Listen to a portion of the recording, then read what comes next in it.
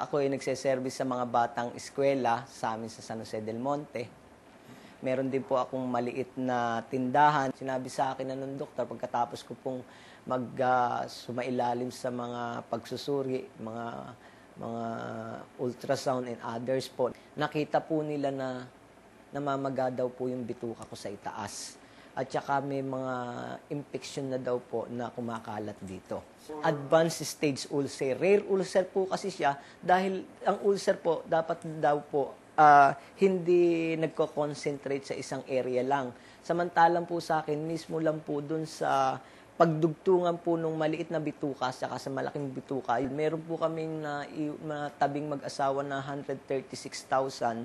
Naubos na po yun. Sabi sa akin nung aking doktora, si Doktora Lazaro, na kailangan ko na naman daw po ng mag-raise ng 17,000 para ma-endoscopy po ako. Pero during that time po talaga, wala na po kaming pera. Na-pinpoint nila kung anong bacteria yung umaatake sa akin. Naapektuhan na rin po mga pamilya ko kasi nga po, hindi na rin sila makatulog. Ako mismo po, ang feeling ko, pag tinulugan nila ako, bukas mamamatay na ako. Nandun po naging masungit ako sa pamilya ko kasi po, malakas ako, alam ko, dynamic ako, leader ako, tapos ihiga mo ko sa isang sakit.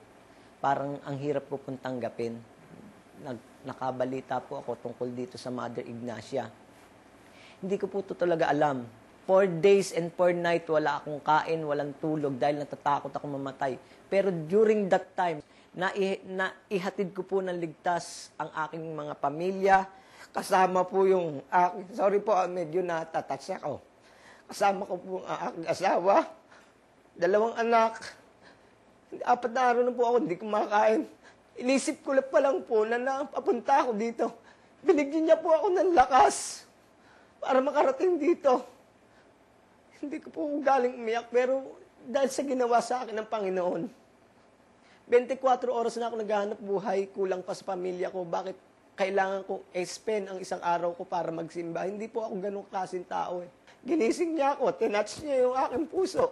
Sabi nga po ni Father, minsan daw po ang Panginoon, pumipitik din, pumapalo, para magising tayo sa katotohanan. Magising ako sa katotohanan, na hindi lang po pera mabubuhay ang tao. Dahil po yung pinaghirapan namin ng 8 taon, wala pa pong 2 buwan, inubos po. Hindi ko po kilala si Sister Raquel. Banda pong mga 11:00, tinawag niya ako. Nawakan niya po yung tiyan ko. Dumighay po ako ng napakalamig. Malamig na parang yelo. Tapos humingi po ako ng pagkain. Nakakain doon ako. Nakakain na po ako nung oras na yon. For the first time in 4 days. Walang tulog, walang kain. Ayoko pong matulog kasi ang inaalala ko po, hindi na ako magigising. Ayokong malagutan ako na hindi ko nakikita pamilya ko. Masasabi ko po ako, bigla ang galing po ako eh. Pero patuloy po yung omeprazole ko, 99 pesos po. Sa driver ng tricycle driver, opo, paano ko pong i-raise yung ganong kalaking pera? Ano yan, 3 times a day? 3 times a day so, po. 300 a day. 300 a day plus po yung mga antibiotic pa. Sabi ni doktora, naka-schedule ka na para sa endoscopy mo, nakapag-raise ka na ba ng ng pera? Sabi ko po sa kanya, Doktora, magaling na daw po ako, sabi ni Sister Raquel. Tuwing makakaramdam po ako ng pangangasim, lagi kong nakatabi yung healing water ko. Healing water ay yung binasbasan ni Sister. Hindi lang naman po kasi physical lang gumaling sa akin eh. Pati spiritual, yun ang pinakamalaki nakita ko eh. Kaya nga po nung pitikin ako ng Panginoon, sinasabi ko, hindi pala ako matapang, iyakin pala ako. Kasi one time, piyesta ng Quiapo yung pagpapasalamat ko. Hindi ko alam ba't tumutulo ang luha ko. Tuwan-tuwa ako. Magalak na galak ang puso ko, sabi ni Sister. Yan yung tumatama na sa'yo, hinahawakan ka ng Panginoon. Kasama ko sa mga driver na kasama ko, sasabihin, ba't ang hilig mo sa Mother Ignacia? Kasi pag nandun ako, kahit napapagod ako, hindi ako tumatanggap ng kahit 5, maligaya ako sa ginagawa ko. Kaya yung pag po nakakausap ko yung may mga sakit, especially may mga cancer na hopeless sila, pag inisip nyo po na may sakit kayo, tama po si Sister Raquel, mauuna kang mamatay. Gawin mo produktibo yung buhay mo habang nandito ka pa. Magiging positive ang lahat eh. Sa misis ko, sa nanay ko, sabi niya, ang laki ng pinagbago ni Kuya Ray. Kasi ang bilis-bilis po ng pangyayari na galing kami sa dapandapa, mayroon pong tiga Ignacia na siguro po hinipo ng Panginoon ang puso niya.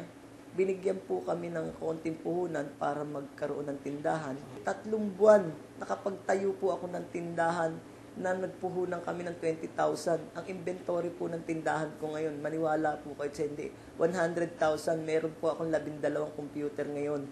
Yung mga kalaban ko po sa kaso, yun sa lupa, best friend ko pa ho ngayon. Ganun po kasidhi ang pagmamahal sa akin ng Panginoon. Namumuhay po kami ng maayos, may ngiti, may takot sa Panginoon, at namuhay kami ng tinatawag nating Kristiyanong pamumuhay sa ngayon. Ano ba yung akbayan? Political party yan, di ba? Opo, political party. Medyo kaliwa yan, di ba? Medyo po. Membro ka nun. Opo, mataas po ang posisyon ko. Anong rango mo doon? Anong Vice President Internal po ako ng lahat ng urban poor sa buong Pilipinas. Pinakamagulong rally sa EDSA, yung nagpabaligtad ng mga railings ni Fernando Ho. Ako po mismo ang nanguna doon. Ayoko na pong pamarisan ng iba yung ugali ko noon. Kaya sinishare ko sa kanila na kung kahit anong kadilim ang pinanggalingan mo, magmulat ka lang ng mata, kilalahanin mo lang ang sarili mo, kilalanin mo ang Panginoon. Palagay ko po liliwanagan lahat eh. May mga pagkakataon na tinatawagan nila ako, kaya lang medyo minsan siyempre mga grupo pinagtatawanan ako kasi nga lahat ng ko meron sa pasaring sa Panginoon. Tsaka brother nga po ang tawag nila sa akin. Sa mga nakikinig po, mapapayo ko lang po sa inyo, manalig kayo sa ating Panginoon, manalig din po kayo sa inyong sarili, na anumang pong bigat na dinadaanan natin ngayon, para po isang magdamag, kinabukasan may liwanag.